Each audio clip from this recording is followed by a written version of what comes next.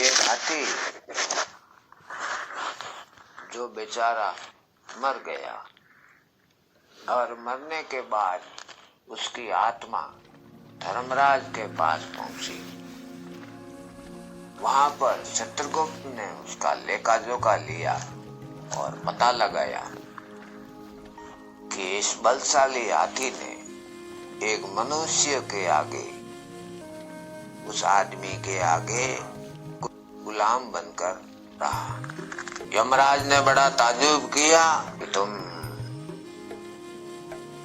तुम्हारी जो शक्ति थी, तुम्हारा जो जीवन था, वो सब बेकार चला गया।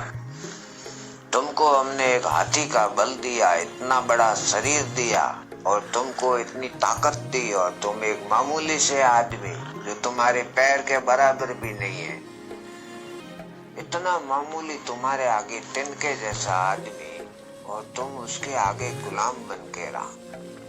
तुमने अपना पूरा जीवन खराब कर दिया। यमराज ने उसको लताड़ा कि तुमने अपने शक्ति का सही काम नहीं लिया। तुमको हाथी बनाकर भेजा था, तुम कुछ कमाई करके नहीं आया। काफी उसको दो बात सुनने को मिली। आखिर में हाथी को बोलना पड़ा कि आप धर्मराज हैं, आप लेखा जोखा रखते हैं, आपको सब पता है, भाग्य लिखते हैं आप, लेकिन आपको पता होना चाहिए कि जो आदमी के आगे मैं गुलाम बन के रहा, वो एक आदमी है, बल्कि साथ में बुद्धि है उसके पास। आपने हमें सिर्फ बल दिया और जो कला है वो तो उस आदमी के पास क्या से क्या बना देता है, मशीन बना देता है। अब तो कलयुग का जमाना है। और उसने मिसाल भी दी कि जो काले माथे वाले सर वाले होते हैं आदमी बहुत ही खुरापाती होते हैं। यमराज ने कहा कि हमारे यहाँ तो रोज आते हैं, हम तो ऐसा नहीं देखते हैं कि कोई खुरापाती है। तो उस हाथी ने कहा कि यहाँ पर तो सब आत्मा आती है, जीवित आदमी नहीं आता है। जीवित आदमी को जला दिया जाता है, उसके बाद में जो बचता खुचता है वो यहाँ आके आप सामने आपके, उसके पास बुद्धि नहीं होती है। अगर एक आदमी जीवित लाते तो पता चलता। उस हाथी ने तारीफ की, कहा कि मुझे मालूम है आदमी ऐसा होता है, उपद्रवी होता है, वो बैठा नहीं रह सकता एक जगह, आएगा तो उपद्रव करेगा, या तो आपके जो सिंहासन है उसको फिर बदल कर देगा, आपका जो सभा का जो दरबार है उसमें भी बदली कर देगा, आपको भी बदली कर सकता है। वो अपना दिमाग जरूर लगाएगा। जिसके पास बुद्धि होती है वो तर्क करेगा। तो धर्मराज भी अपने ताव में आ गए। धर्मराज ने कहा कि हमारे साथ, हम यम में, ऐसा हो नहीं सकता, और अगर है तो एक आदमी को लाओ। अपने दूतों को कहा कि जाओ और धरती पर से एक आदमी जिंदा पकड़ कर लेकर आओ। वो बेचारे जो यम के दूत थे यमराज के, वो गए, एक दो दिन वहां पर घूमते रहे, लेकिन कोई ऐसा आदमी मिला नहीं। अपनी मर्जी से कोई आने को राजी तो हो नहीं सकता। आज तक वो तो आत्माएं लाए थे, जीवित आदमी तो आज तक लाए नहीं। अब जीवित आदमी लाना है, पहला काम है उनका। तो ऐसी कोई तरकीब मालूम पड़े तो वो तो देखा कि एक अपने मकान के ऊपर एक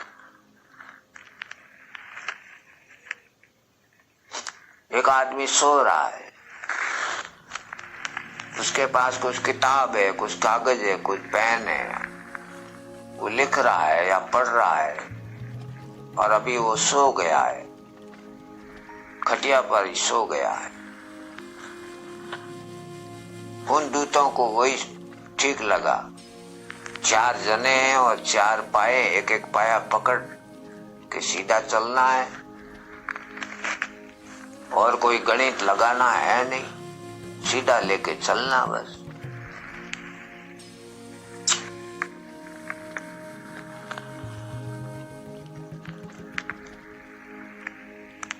उन्होंने एक एक पाया पकड़ा और रवाना हो गए।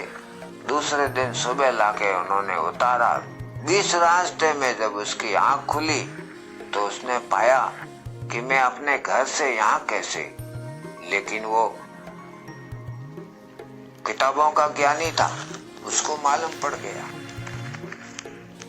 उसके दिमाग में वो बात आ गई, पकड़ ली उसने बात को, और उसने पेन निकाला और कागज निकाला और उसमें कुछ लिख दिया और समेट कर कागज को जेब में डाल दिया और फिर सो गया। सवेरे जैसे ही उसको उतारा धर्मराज के आगे और उसने अपने जेब से कागज निकाला और दूतों को दिया धर्मराज को देने के लिए। तो धर्मराज को वो कागज दिया गया।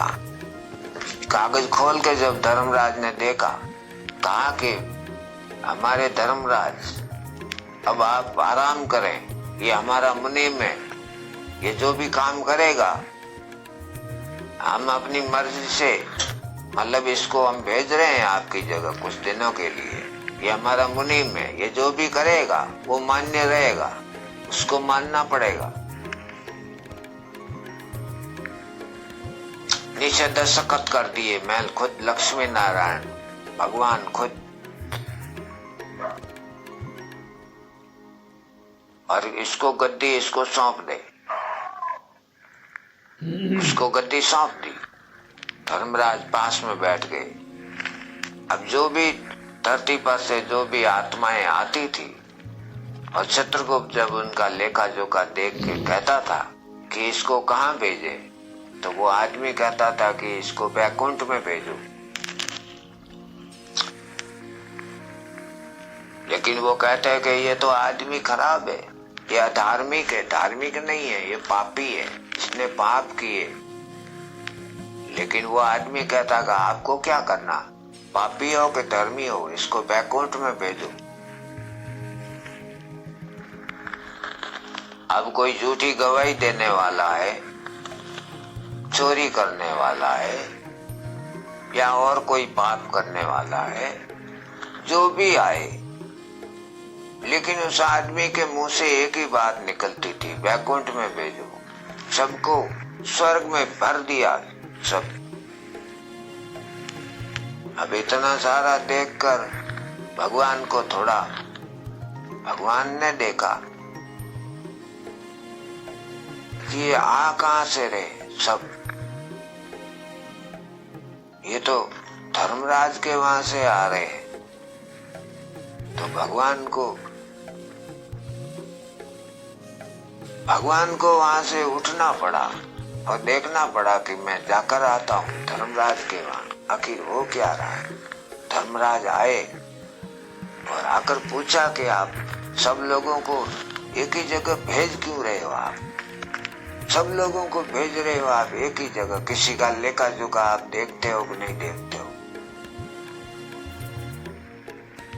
तो वो धर्मराज ने कहा कि मैं क्या करूं, आपने जब से इस आदमी को भेजा है तब से ये सारा काम तो ये देखता है, कभी हमारी बात मानता नहीं, ये तो एक ही जगह बताता है सबको बैकुंठ में। और आपने जो भेजा, तो भगवान ने कहा कि मैंने कब भेजा।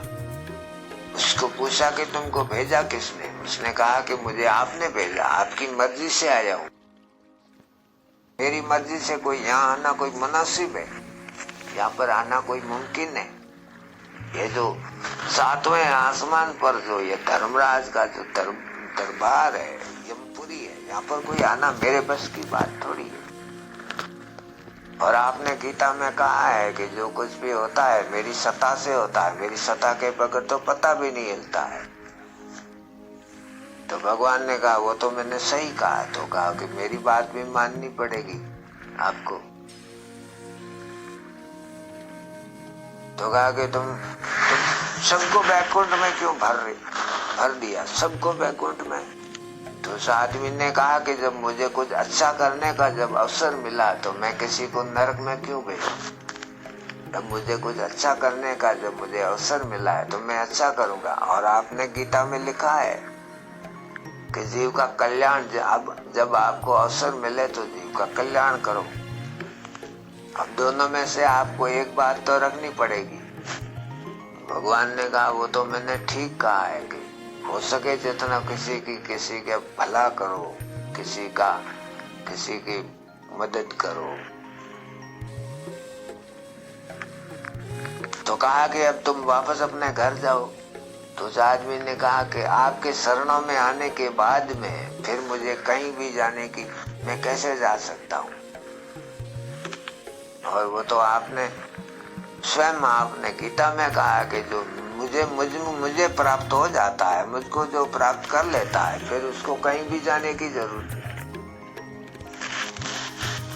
उस आदमी ने सारी बातें अपनी मर्जी से भगवान को मनवा ली, धर्मराज को भी मनवा ली। तो कहा कि अब तुम यहीं पर रहे, वैकुंठ में रहना चाहता है तो वैकुंठ में रह, चल हमारे साथ में। तो उसने कहा कि अब हाथी को भी लेना पड़ेगा, हाथी के वजह से तो ये सब हुआ है, इसको पीछे थोड़ी ना छोड़ सकते हैं। तो भगवान ने कहा कि ले भाई तू हाथी को भी अपने साथ में ले, जो लेना है ले। तब बेचारा हाथी की बारी आई। हाथी ने कहा कि मैंने नहीं कहा था। और फिर हाथी ने भी कहा कि मेरे भी भाई लोग यहाँ पर कई दिनों से पड़े हैं, ऐसा अवसर मिला कि काफी जनों को भी बैकुंठ में भेज दिया और हाथी के जो भाई बंधु थे उनको भी साथ में ले लिया एक के आने के।